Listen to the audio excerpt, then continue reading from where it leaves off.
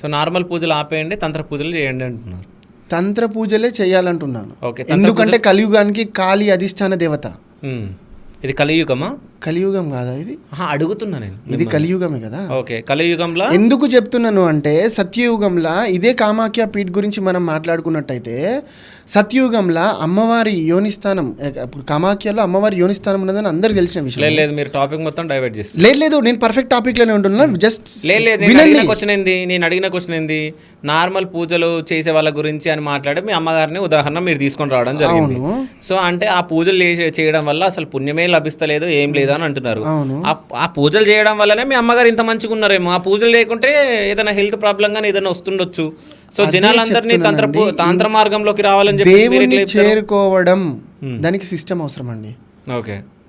దేవుణ్ణి చేరుకోవడము, మోక్షం కోసము దానికి సిస్టమ్ అవసరము. ఓకే. దేవుణ్ణి చేరుకోవడానికి, మోక్షం పొందడానికి మీరు తంత్ర మార్గంలోకి రావాలి. అవును.